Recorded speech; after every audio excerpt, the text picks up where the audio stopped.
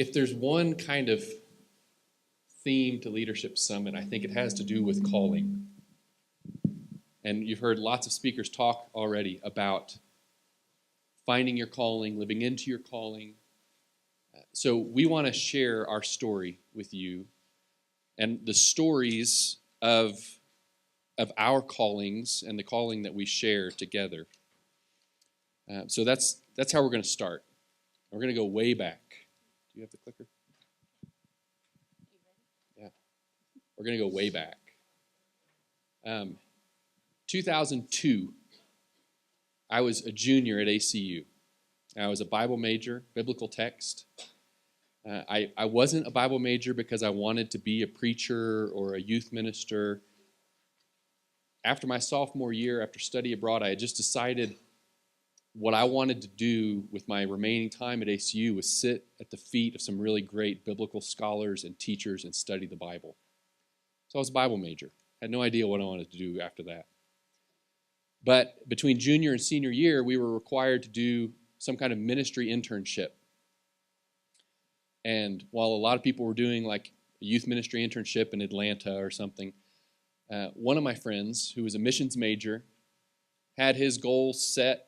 He was going to be a missionary in Uganda.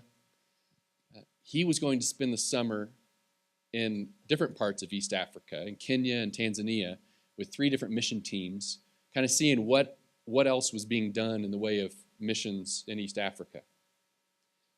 And he invited me to go with him, and I thought that sounded a lot better than a youth ministry internship somewhere. So I spent about 10 weeks that summer in Kenya and Tanzania with 3 different mission teams, and that summer changed my life. It changed my life. And I learned 3 lessons that summer.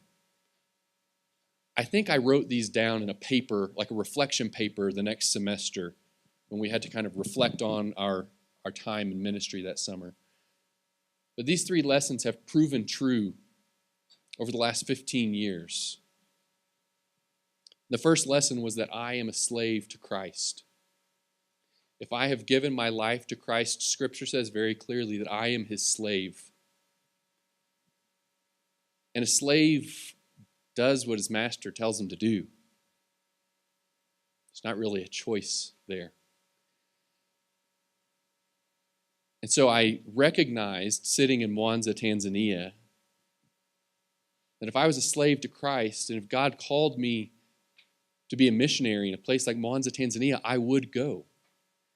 And I have to tell you that that was kind of terrifying. I did not want to spend the rest of my life in a place like Mwanza, Tanzania. It was hot. It's right on the southern coast of Lake Victoria, and it smells like rotting fish all the time. And it just wasn't comfortable. All summer long, every piece of furniture I'd sat on was made of wood or wicker. Maybe, if we were lucky, it would have like a brightly colored foam cushion on it. It just wasn't comfortable. I like having a lazy boy recliner. I like having thick plush carpet that I can curl my toes in. And that's where the second lesson came in. I realized that summer that comfort had become my idol. That as I was starting to hear the call of God on my life, fearing that maybe he was calling me to be a missionary, I realized that the thing that was standing in my way of being obedient to that calling was comfort. I didn't want to be a missionary in Mwanza, Tanzania because I valued my comfort more than I valued my obedience to God. But that's where the third lesson came in. Because I learned that summer that God will give you everything you need to be faithful to him. He does not call you to a place or a task or a way of life that he will not equip and prepare you for and provide you with everything that you need to be faithful to him. So as I processed those 3 lessons during my senior year, and I finished my Bible degree, I began to feel God's call on my life to use my life as a missionary. And again, I didn't feel like a preacher or a teacher. I needed some tangible way to serve people, to tangibly, physically show the love of Christ to people. And so I graduated from ACU and I told my parents, I think I want to go to medical school. My parents were really supportive. And that summer, I went on a mission trip with my church. We went to southern Honduras to work with this newlywed couple, Jared and Allie Brown. I had this new ministry in southern Honduras. I went down with a group from my church for 2 weeks to do construction, and we had a few doctors in the group, including my dad, who were doing medical clinics during the week. And I spent one day in the medical clinic. That's what this picture is. That's me sitting at a table with Allie Brown as she saw patients in this church. And I can't really tell you tangibly what it was that day. There was one little old lady, I don't know if it's this lady or not, but one older lady who had a problem like back pain because she lived a hard life and worked hard every day. There was nothing really we could do for her, but we gave her Tylenol and vitamins. And she was so appreciative. And as I saw that exchange of love between Allie and this woman, it resonated with me. And I said, yeah, this is right. I can do this. And I prayed a prayer that summer that was unlike any prayer I'd ever prayed before. I said, okay, God, I will try to go to medical school so that I can use my life and my skills as a physician to be obedient to your call to be a missionary. And if that's what you want me to do, then open the doors, I'll walk through them. And if that's not what you want me to do, then slam the door in my face so I can get the message and I'll do something different. And absolutely nothing has gone as I expected since that prayer. My journey started really young. I knew I wanted to be a nurse from a very young age. And I didn't know what nurses did except give vaccines. And I didn't care for that at a young age. But I wanted to be a nurse. I wanted to be like her.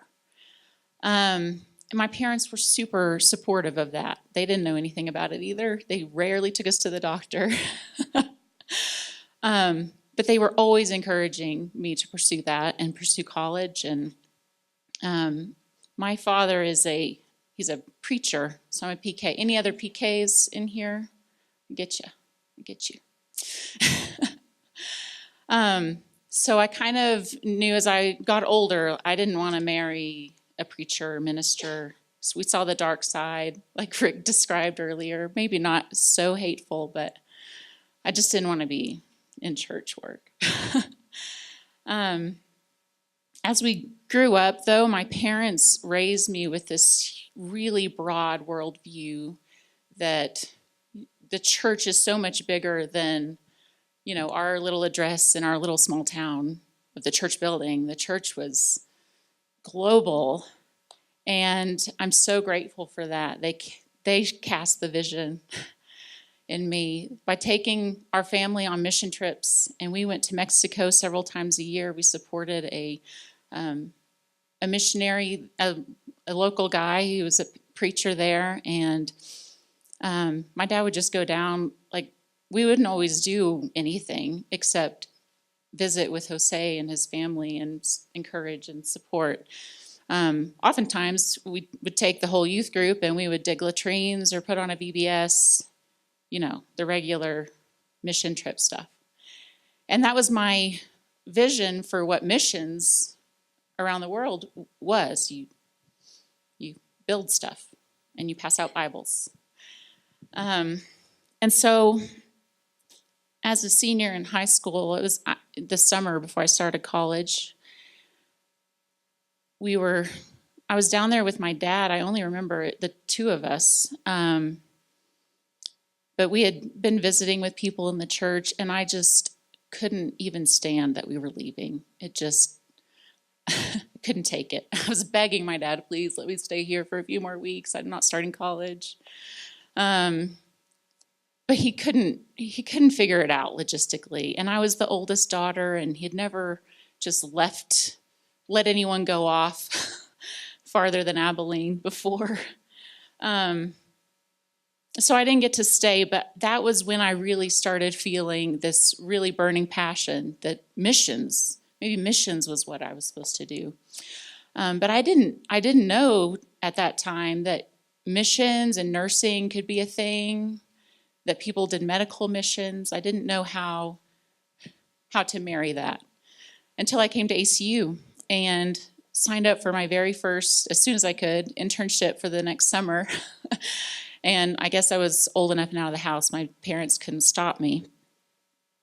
And I went to Honduras for the summer after my freshman year, and I was only doing like pre-nursing classes. But I got to spend those few weeks. Wait, I don't want to change it yet. I'll show you. As an intern for a young married missionary couple in the hot climate of Choluteca, Honduras. And I loved it. And I got to watch Allie Brown as she ministered to people with her nursing skills. And in that way, she ministered to me as a young pre-nursing student. And I saw the marriage between missions and medicine, and that this was something that I could do too. And other people had done it before, and I didn't have to pioneer the path. I could learn from others, which was fantastic. The same summer, I met this really handsome guy that I really liked. He'd come down with a group from his church for just a short visit of building and a medical team, and it was Kent. We were there on the same day, and we became friends. And that was when you had to write emails. AOL Instant Messenger. AOL Instant Messenger. That was the texting back then. But we just kind of kept in touch. Weren't much of a thing for a long time, right? You want to talk about that? No? So I went off to medical school in Indiana after doing an extra year of all of my science prereqs at ACU. And 5 years after that summer in Honduras, I realized I needed to marry her. And so we started dating. And we dated for 5 or 6 months and got married. Ta-da! I finally talked him into it. And one of the it's not true. She didn't talk me into it. She did give me a good mix CD that may have played in my mind for a while. They don't know what CDs are. Just kidding. One of the things that really drew us together was that shared calling. It was not only our love for each other and our love for the Lord, but we shared that calling together, and that has been such a crucial part of our marriage and of a healthy relationship and of being able to be partners together to be obedient to that calling together and that shared vision. So medical school is a long road, and after 4 years of medical school, you still have to do your specialty training, which for me was another 4 years. And that means that together we had been preparing for this goal of becoming missionaries for 5 years married together, but for a decade since the time we met, since that summer where we both heard God tugging at our hearts. And so after a decade of preparation, of training, of going to missions conferences and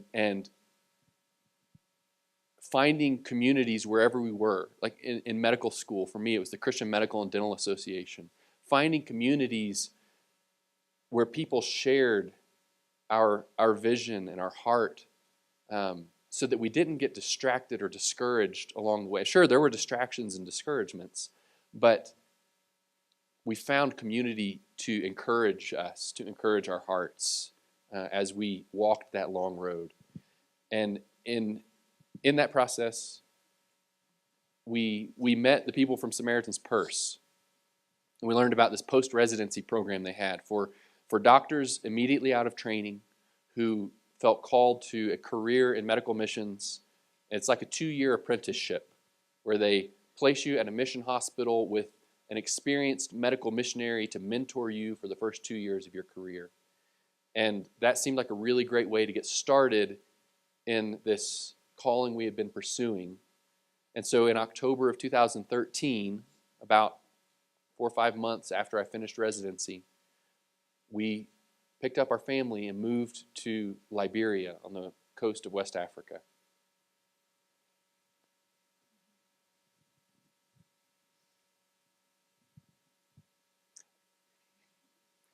Life in Liberia, I thought she was going to say this part. Life in Liberia was beautiful. It was beautiful. We lived like 30 yards from the Atlantic Ocean on this really scenic beach. Saw the sunset over the ocean every night. We'd never been beach people before, but we definitely are now. And it was beautiful. But life in Liberia was also really difficult, really challenging. The need in the hospital is never ending. And the need outside of the hospital seemed never ending. My very first patient at Elwa Hospital was a 12-year-old boy with type 1 diabetes. And I refer to him as Michael. That's not his real name. But Michael had run out of his insulin. And for somebody with type 1 diabetes, without their insulin, it's a fatal condition. You have to take insulin every day. He had run out of his insulin, and he got really sick. And his blood sugar was sky high, and it's a very serious medical condition called diabetic ketoacidosis, DKA. I had learned in my medical training how to treat DKA. I felt really comfortable managing DKA. I saw it a lot in my county hospital in Fort Worth. I knew the right way to treat it. But I found out as I started to take care of Michael that taking care of somebody with DKA in Liberia was going to be a whole lot different than doing it in Fort Worth, Texas. I didn't have the resources that I'd always used in Texas to diagnose the different problems that can happen in DKA, to guide my treatment to see if he was improving or not. I relate it to like an airplane pilot flying blind in a storm with no equipment to tell you your altitude or your airspeed. But we did the best that we could to take care of Michael. I did the best that I could. I worked with a great team there. We labored over him for hours and hours in those first couple of days.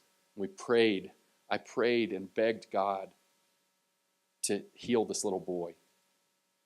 And after 2 or 3 days of treating Michael the best we could, he died. He took his last breath, and he left this life for the next. So my very first patient, he was my very first patient as a medical missionary. The 12-year-old boy who died of a disease that I thought I was fully capable of treating.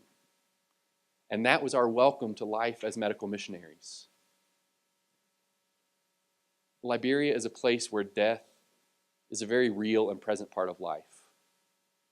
In America, we see death, we see it on the news, we know people near us who die. But in Liberia, it is a present part of everyday life. But we knew that our purpose for being in Liberia was not simply to save life. Our purpose for being there was greater than the efficacy of our medications. We were in Liberia because God had called us. He called us to bring lightness, to bring light into the darkness. He called us to bring hope in the midst of hopelessness. And so even though there were challenges and there were really, really hard days, we knew that we were there for a purpose. After we had been there for 4 or 5 months, and been through all of those challenges he's talking about, I got sick a lot with things that I'd never been sick with. Malaria, the first month we were there, the kids and I got it, despite taking prophylaxis. And then just continued to have stuff. One day I was homesick with one of the kids who I think was sick with me.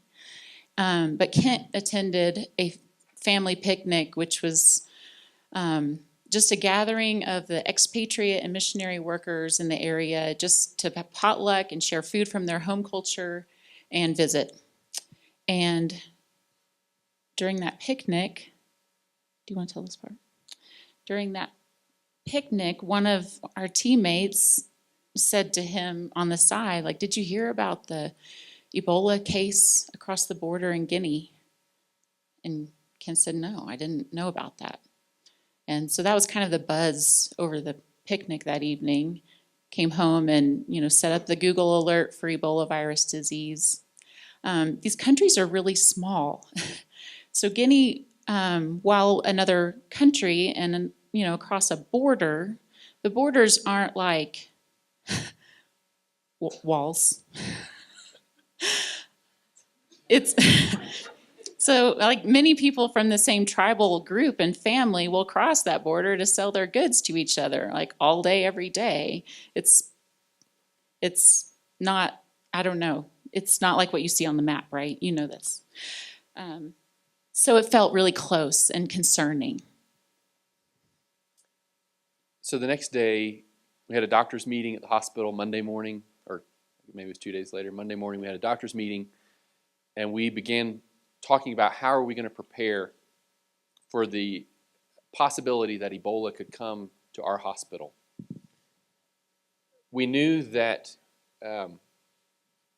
that if we were not prepared, our colleagues, our coworkers, our employees could die.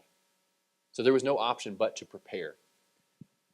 But Amber and I faced a really important decision as a couple and as a family.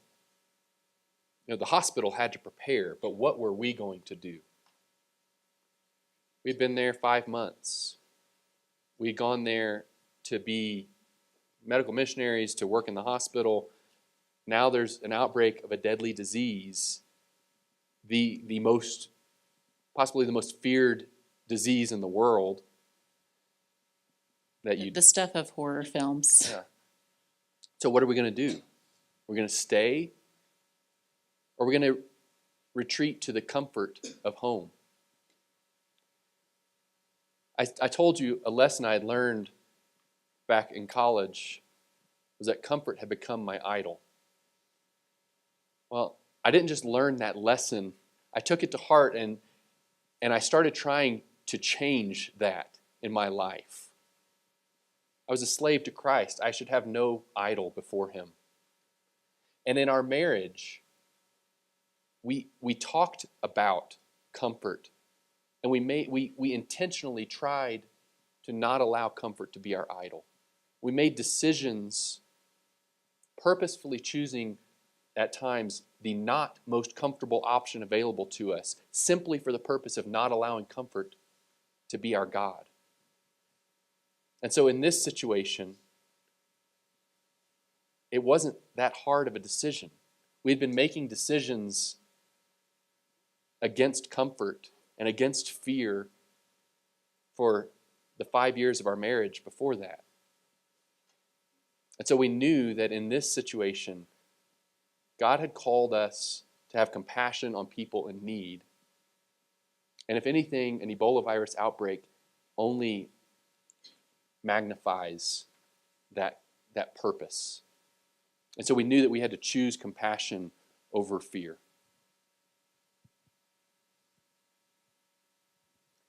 We began preparing in the hospital immediately, preparing our facilities, preparing our staff. One of my coworkers, Dr. Debbie Eisenhut, is a surgeon from Oregon. She found this manual online about infection control for viral hemorrhagic fevers in the African healthcare setting. And she read through that like 300 and something page manual. She digested it. She printed it out and put it in a binder, every page of it. And she created a curriculum for training all of our hospital staff, everybody from the janitor and the cashier to the doctors and medical director. And we prepared our people and our facility. And time went by. 3 months almost went by. April, May, and in early June, we had not seen any patients with Ebola. There had been no Ebola outbreak in Monrovia, in the city where we were. But in early June, we got a phone call from the Liberian Ministry of Health. And they said there are 2 patients who we think have Ebola at a hospital in town, and we're sending them to your facility. Because as it turns out, through those months of preparation, we were the only hospital in all of Monrovia that had a functioning isolation unit. City of more than 1 million people, and we were the only hospital, little tiny 50-bed hospital, that had a functioning isolation unit. And so we entered that war that we had been preparing for months. The truth is that when Ebola came through the first time, there was a wave of Ebola through Monrovia back at the end of March. And Amber and the kids were evacuated. We were not prepared. We were kind of in a defensive mode. And It was against my will. yeah, against much protest, Amber and the kids were sent back to Texas, and I stayed as we worked through all those preparations. We never saw a patient with Ebola during that time. But by early June, in this second wave of Ebola, Amber and the kids were back home, and we were better prepared. We had our contingency plans in place. We were now on the offensive, and so it was a very different ballgame. And our lives became consumed with caring for patients with Ebola. At first, it was just those 2 patients. One of them died in the ambulance before we could even get him into the isolation unit. But as the days and weeks went by, it was 1 patient, and then 2, and then 4, and then our small 5-bed isolation unit was full. And we were working very long hours, 12, 14, 18 hours a day. And it was hard. It was really hard. It was hard on everybody. The whole team, the whole mission team, the whole community was just under this constant tension and pressure and stress, like you can imagine. And it felt so dark. The oppression from the devil, I believe, that was the Ebola virus disease, and it was spreading, and no one was making it. No one was surviving it, and Kent was not eating or sleeping, and I started mobilizing some of the other stay-at-home moms to start cooking like big lunches that we could bring to all the volunteers who were working at the Ebola treatment unit. So at least I knew he was eating like once a day. He might just have coffee for breakfast, but he would get lunch because I was bringing it. And that's how we went for several months, and it was really tough. So that picnic that we had in late March, we had just gotten back from a spiritual life conference, basically a retreat for all of the missionaries associated with our group in Liberia. And this old missionary couple had come to lead that retreat. And one of the sessions they led he started with this message: when the going gets tough, the tough go back to their calling. I had no idea how important that lesson was going to be for us, but I can tell you that after 7 weeks of treating Ebola patients and having one survivor out of a couple dozen patients, the going was tough. And we did go back to our calling. We reminded ourselves of why we were there, why we chose to stay. Amber had written a letter to our parents that she had placed kind of on hold in the office of the post-residency program in the event that we died, saying, we just want you to know we knew what we were getting into. We willingly took this risk because God called us here. And it was that calling that kept us going in the face of some really overwhelming challenges. That's our one survivor.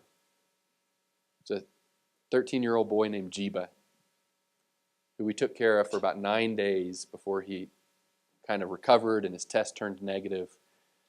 And the people in the picture, that's me standing next to Jiba, and then Dr. Debbie, the surgeon who kind of led our response in the beginning.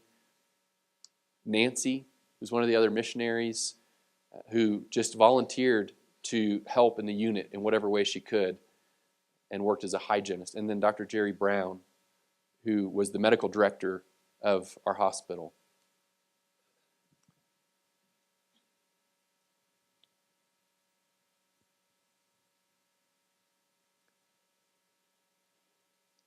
Life, we thought, couldn't get any darker.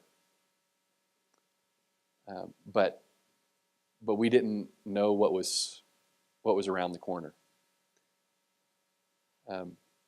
Amber and the kids,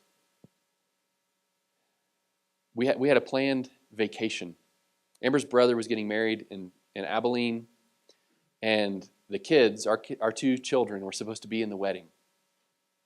So Amber and our two children were going to go like a week or 10 days before the wedding so that they could adjust to jet lag and be there for the rehearsal and all of that. And then I was going to leave Liberia to join them for the wedding. I'd get there like the day before the wedding, be there for the wedding. We'd have a few days together, and then we were all going to go back to Liberia. Amber wanted me to stay longer. I did. I asked him to, please, take a breath, just step out of it for a minute and recuperate and, fall back, regroup. But the stress was so tangent, and the staff in the hospital were so spread thin. He just couldn't stand leaving his teammates without two more hands.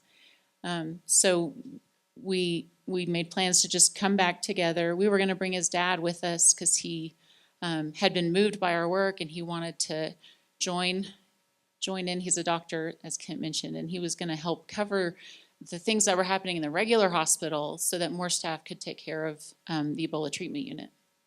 And I had just been named medical director of the new, bigger unit that was supposed to be able to hold 20 patients. And I just couldn't leave that post unmanned. So on a Sunday morning, it was July 23rd, I took Amber and the kids to the airport, kissed them goodbye, and I went back to work, and that was the day we opened our big new isolation unit. We transferred all of the patients from our unit and from a unit at the government hospital that had been opened later in June. We transferred them all to our new unit that I was the medical director of.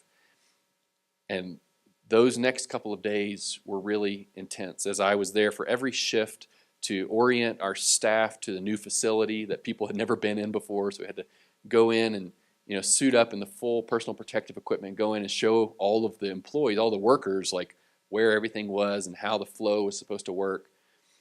That was a stressful time. I mean, it was no less stressful.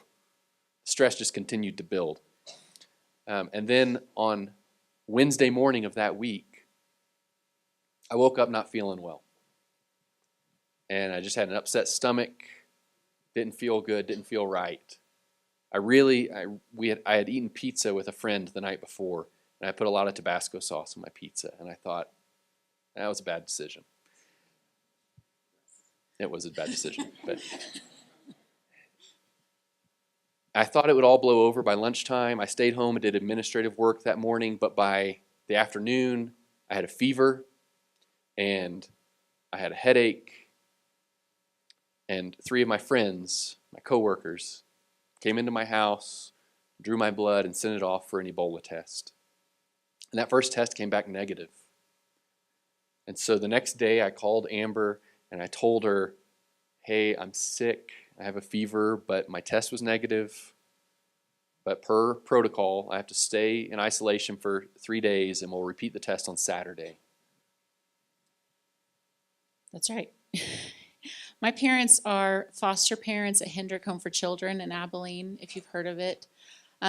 So at that time, like when I came back with my kids, we stayed in their home at Hendrick, in their guest room.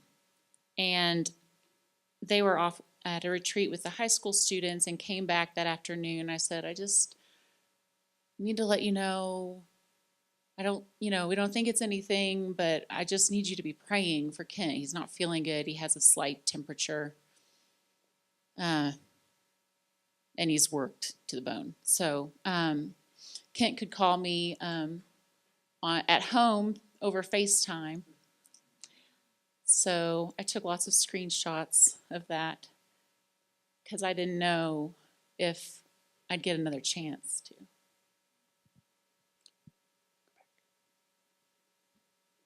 So on Saturday, that repeat test came back positive. And God blessed me with a tremendous sense of peace in those first few days and courage. That first day of my illness, when I wasn't really feeling too sick and I thought I was going to get better by lunchtime, I did administrative work on my computer, but I also spent time reading scripture that morning and journaling, which is something I'm not a disciplined journaler. I try to take notes from John Aiden on journaling. But I spent time that day, and I think it was a gift from God, reflecting on our purpose for being there, reflecting on His calling on our lives. And so Randy Harris called me that Sunday morning, the day after my diagnosis, just hours after my diagnosis. And he was preaching at our church in Fort Worth that morning. And he said, Kent, I don't know what to say to you. How are you feeling? What are you thinking? What do you want me to tell your church? And I said, Randy, I feel like Shadrach, Meshach, and Abednego. Like I know that God can save me from this. I know He can. But even if He doesn't, I desperately want to be faithful. I don't want to be the guy who is faithful to the point of taking his family to West Africa and staying in the face of an Ebola outbreak, and then who gave up in the end because he got sick. And I think God answered that prayer. And the days following that were really hard. And I faced a lot of fear and anxiety as I watched all of the symptoms that I had seen all of my patients suffer before they died. I saw those same symptoms happening to my body. The fever, the uncontrollable diarrhea, the rash, the red eyes, the vomiting blood. But God was faithful.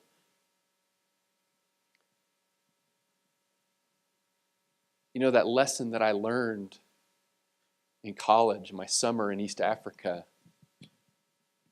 that He will give us everything we need to be faithful to Him.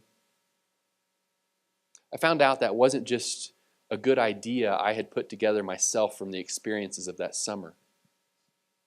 Jesus Christ Himself said, He made that promise. He said, seek first the kingdom of God and live righteously, and God will give you everything you need. And I learned that that didn't just mean a comfy couch so that I could be comfortable in the mission field. I learned in the face of death that what I needed more than anything else in the world to be faithful to God was the assurance that nothing can separate me from his love. I mean, if you think about it, in the face of death, what more do you need to be faithful to God than the assurance that not even death itself can separate you from his love? And I was laying there in my bed listening to music that we listened to together as a family, that my children liked to listen to. And there was a song from Romans 8 that said, "What can separate us from the love of God that is in Christ Jesus?" And then it just repeats over and over, nothing, nothing, nothing. I want to read these verses to you from Romans chapter 8. Can anything ever separate us from Christ's love? Does it mean he no longer loves us if we have trouble or calamity, or are persecuted or hungry or destitute or in danger or threatened with death? As the scriptures say, for your sake we are killed every day. We are being slaughtered like sheep. No, despite all these things, overwhelming victory is ours through Christ who loved us. And I'm convinced that nothing can ever separate us from God's love. Neither death nor life, neither angels nor demons, neither our fears for today nor our worries about tomorrow, not even the powers of hell can separate us from God's love. No power in the sky above or in the earth below, indeed nothing in all creation will ever be able to separate us from the love of God that is revealed in Christ Jesus our Lord.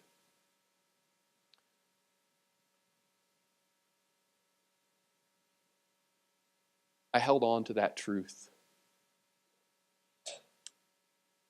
And God was faithful, not because he saved my life, but because he kept his promise that nothing can separate me from his love. His promise that he will give me everything I need to be faithful to him. And as a bonus, he saved my life. And so I received an experimental drug that had never been given to a human being before. And I was evacuated to Emory University Hospital in Atlanta. And I received incredible care from some of the most amazing people I've ever met. And when I was released from the hospital, we held a press conference. And I had an opportunity to publicly thank God for saving my life, but also to call for help for the people of West Africa who were still suffering much, much more than I had suffered. And as we sought to be faithful to God in all of those steps through our decade of preparation for the mission field to the decisions we made to stay in Liberia, it was kind of like the passage that Professor Golden just read to you all. It's like we were faithful with a little and God said, okay, let me give you more. And he gave us incredible opportunities and platforms that we had to be responsible for. To be advocates for people who are suffering. To share a message that our world desperately needs right now. To choose compassion over fear. Not just in the face of a deadly, scary disease outbreak, but in the way we treat the people who live next door to us. And the way we treat the people who live on the other side of a border from us. The way we treat our neighbors in our local communities and in our global community. We have to choose compassion over fear. And we were given opportunities to share that message with the President of the United States, with committees from both houses of Congress, with thousands of U.S. healthcare professionals and college students and church groups and people all over the world that we were given opportunity to speak to and to be advocates for the helpless and to share that message of choosing compassion over fear. And now we're in Fort Worth. We've been there for 3 years, for over 3 years. And we find ourselves seeking to be faithful in this time, in this place. And I got to tell you that the speakers you guys have been hearing so far this week, I've needed this. This has nourished my soul because God has put us in this time, in this place. And He's got a purpose for us. And we're seeking to live into it. And we want to tell you more about that after your 10-minute break. So we'll meet you back here in 10 minutes.